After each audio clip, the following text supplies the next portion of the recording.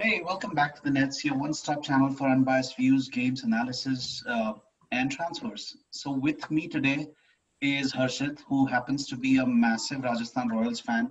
Again, quite a few things common between me and him. Both of us born and raised in Mumbai. Both of us huge admirers of cricket and Arsenal. And the one thing common is him and I massive fans of Shane Warne. So Harshet, Oh, welcome to you. the show. Very glad to be here. Thanks, Kev. I didn't know you're a Shane Warne fan as well. I have been a massive Shin Won fan for I don't Good know to how know. long. Good But to know. let's come to the topic on hand, the big, massive game and amazing victory that Rajasthan Royals just had, which just tells you how much potential the team has. But then again, what do you think? Where have they come off the tracks?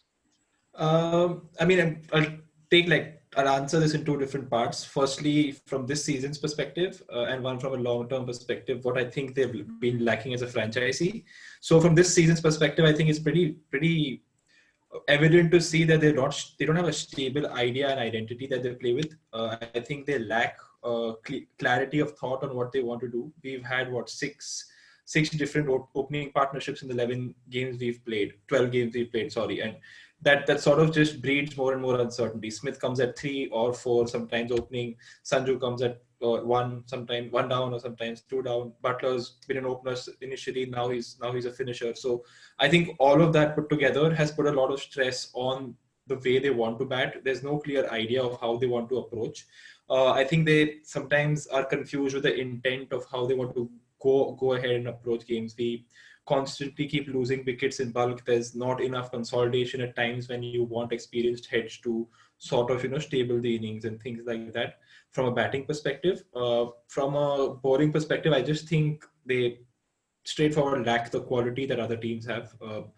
Apart from Archer, who's probably been the best bowler in the tournament, despite not being the leading wicket taker, I believe he's probably been the best bowler in the tournament because when you see the wickets he's taken, it's always been number 1, 2, or 3. 80% of his wickets have been the top 3 batsmen of each team against the teams he's played, compared to someone like Rabada, who also is obviously very brilliant, but a lot of his wickets come at the death. So I think the wickets taken statistics are a little inflated for someone like Rabada versus Archer, who takes probably more important wickets at a lesser economy as well.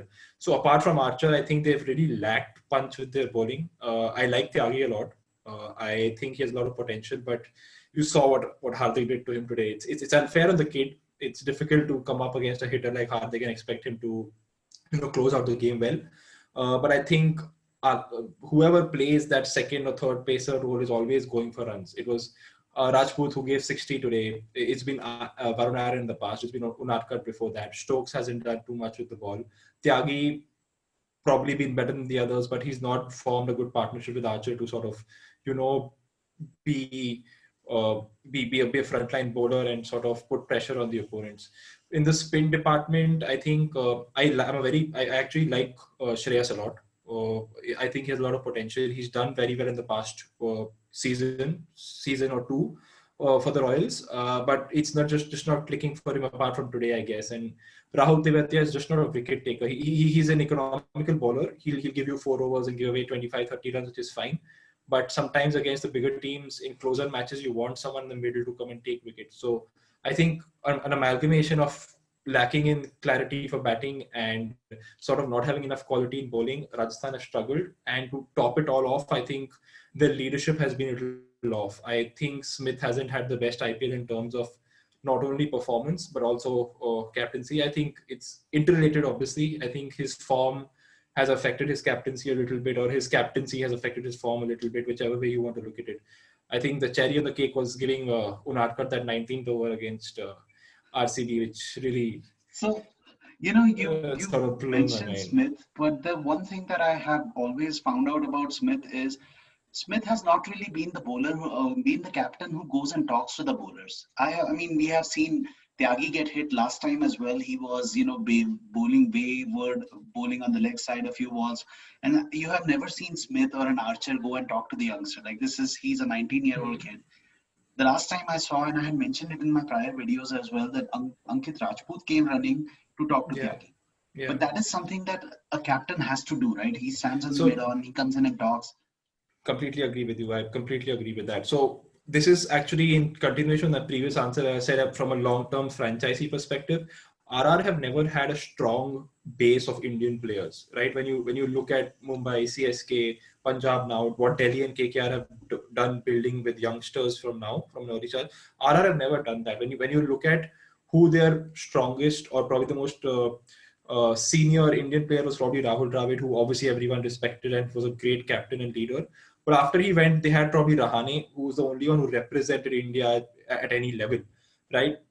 If like you say, if Karthik Tyagi is being hit, you want someone, say a Shami or a Bumrah or a Bhuvi or a Sandy even, to come and talk to him. You know what? Someone who's been in the circuit for 10 years and say, okay, this is what we can do. This is how this pitch is playing. So in terms of lacking Indian senior players, is also been a very big weakness, I should say, because like you pointed out for Tyagi in this instance, but also for someone like Yashasvi Jaiswal. You see him. He's such a talented player. We know that he came in, scored 6 runs in the first game, got dropped, came back and got out on a duck, and then the third game, like you could see, he was just so like underconfident. He didn't really know how to get out of that rut. So you probably need a senior leader or probably an Indian player. Not that Smith or Butler or Stokes wouldn't be someone who he can rely on, but you know how probably a 19-year-old will be more comfortable with someone who he can relate with in terms of the cricket upbringing, the country, the language, and things like that. So you're absolutely spot on. Smith needs to probably do more of some things like that. Maybe even Butler, now that he's in the outfield, Stokes himself. But I think we've been unlucky in terms of a few results, but a lot of the blame lies with leadership as well, I believe. And with the inclusion of Stokes, we all knew that going into the tournament, this was always a team that has a British core. But historically, Rajasthan during the Shane Warne days and Rahul Dravid days, we knew that Rajasthan was known for bringing up youngsters. They Yep. would create stars, like Jadeja is a perfect Yep. example. This time around, I Yep. thought that, like you rightly pointed out, that Yashasvi Jaiswal was extremely overwhelmed by the situation. You suddenly throw in a Mm-hmm. kid, you take him out, you put him back in, you take him out again, and then one time that he scores 34 odd in a run the ball, I think, Yep. you take him out. And then you have senior pros like Robin Uthappa, who are not really doing what they are supposed to do. So Yeah.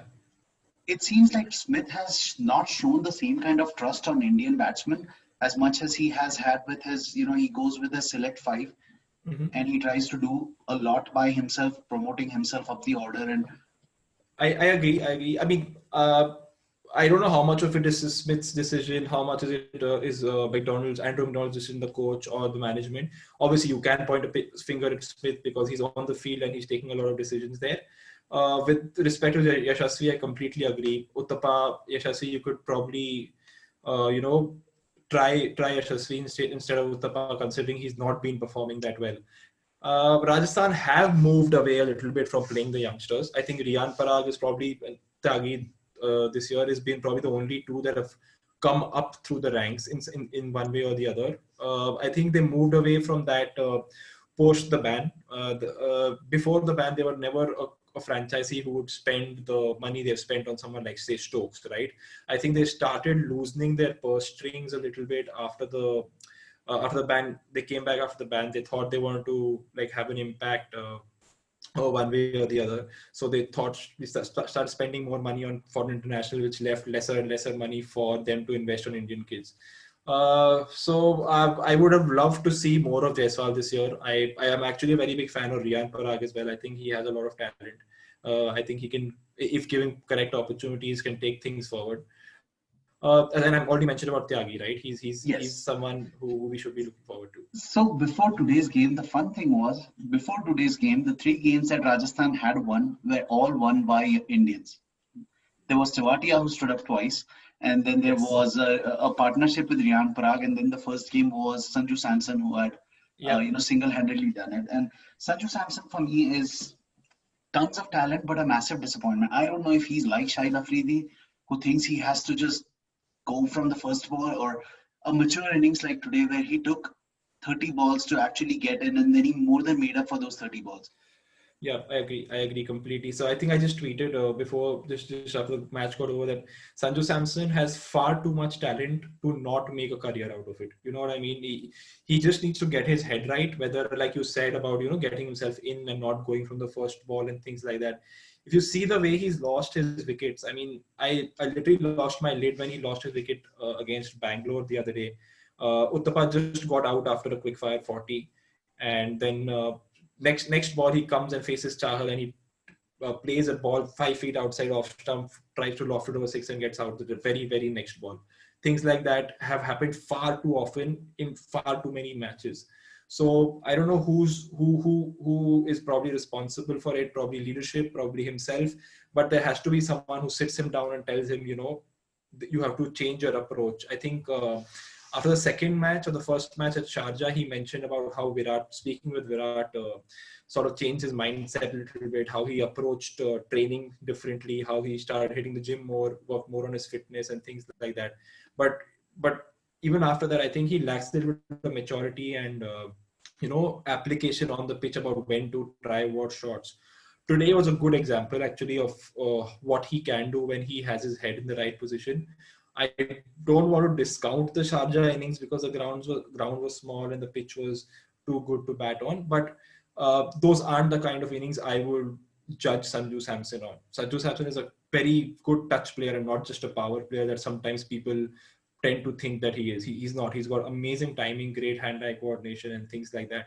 So he probably again needs a mentor who's to. He was very good when he started. He was starting with Rahul Dravid itself, right? So that probably helped him at that point when he had his first few IPLs where he was performing far more consistently than now. So maybe a better leadership, more domestic performances and things like that might help him, improve and get that consistency that he can really kick on and make a career with India. So, and considering, the upcoming fixtures that Team India has, we have Australia coming up Mm-hmm. next. We have the Cricket World Cup, Yeah. T20 World Cup happening, and then within the next 6 months, we have another IPL. And when you Yeah. think about it that way, we will probably need a backup wicket keeper. At this point of time, I don't think India has replaced MS Dhoni. India brought in Pant, and we have a makeshift KL Rahul who's going in, but we all know that that's a temporary fix. KL Rahul Mm-hmm. has, he has a bigger role as a batsman. So that position is definitely open now, and we always talk about two keepers, Sanju Samson and Rishabh Pant. And now Rishabh Pant, suddenly yeah. Ishan Kishan is also coming in. So now, Mm-hmm. there's a healthy competition happening out there. Yeah. Yeah. Sanju Samson is not doing himself favors by playing shots like, what you said he does, but clearly he has all the talent. He stays there and he can actually win the game single-handedly. But it just seems like, it's just way too frustrating for this to happen over and over and over again.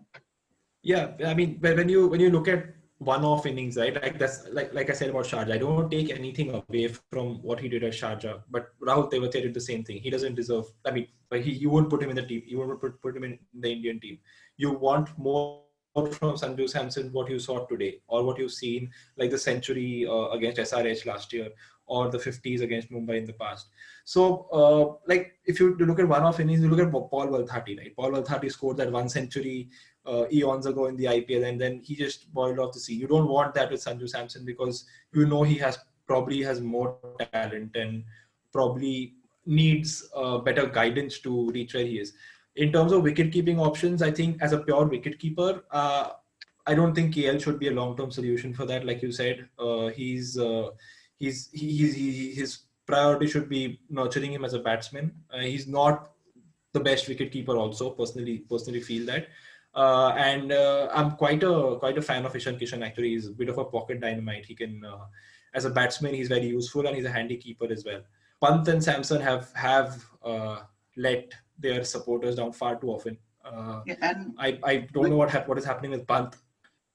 Pant, Sorry. I thought that having Ricky Ponting in the dressing room might actually change things. It hasn't really changed things as much, but fitness-wise, I think he has just been terrible. I think that he has not really put any thoughts on his fitness in the COVID break, and that shows on the way he is I completely. This I playing and was I running was between wickets. discussing.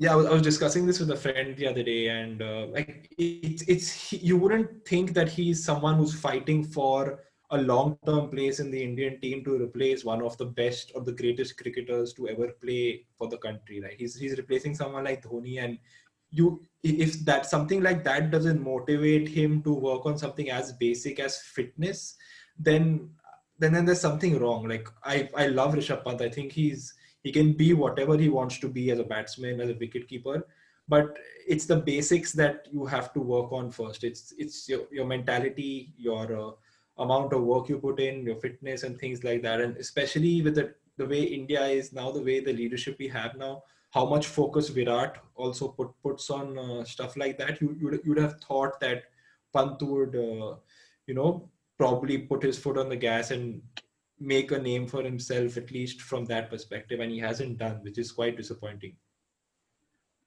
So, with that, I will bring to the next section, which I usually cover with my other partners as well. Of the 11 of the IPL that you have seen so far, what do you think is Mm-hmm. definitely a yes? He's going to knock on the doors of international selectors, and make his place in international cricket. Who do you think That's is? very tough one, actually. Mm, uh, Looking at, I mean, what time frame are we looking at? Like immediately, near I mean, future, little further forward. not my concern, but my priority would be to the uncapped players or barely capped players, say less than five test matches, less than five one days. Mm-hmm. Mm-hmm. Uh, Devdutt Padikkal, he's blown my mind away. He's just too good. I enjoy watching him way too much. Like I don't want to put pressure. I mean, not that I will make a difference to him, but like don't want people to put pressure on him about his style and stuff. But there's something about him that reminds me of Yuvraj. It's that very ease with the way he plays on the leg side, that tall frame and that back lift of his. I think there's a lot of it which reminds me of Yuvraj. It might not be for him very in the immediate future. Maybe a long-term replacement for someone like say Dhawan.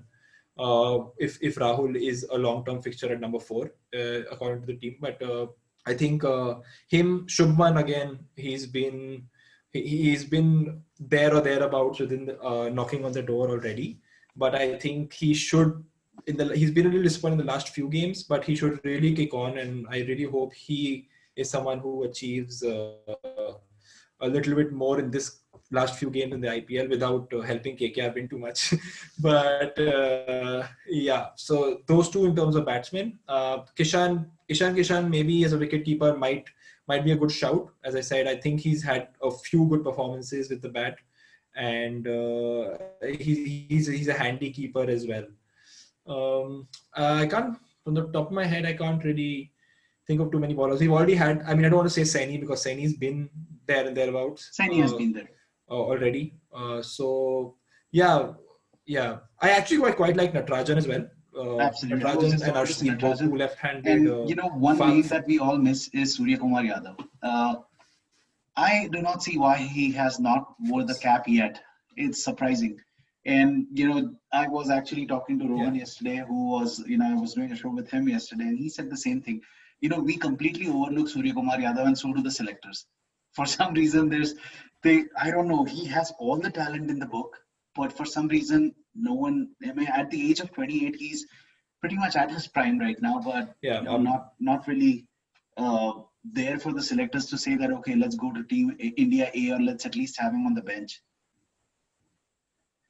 But Yeah, I'm a captaincy big fan wise, of I think Surya. I don't know Shreyas why I Iyer missed has his name, impressed. but Um, yeah, I'd say he's done well. He's done well.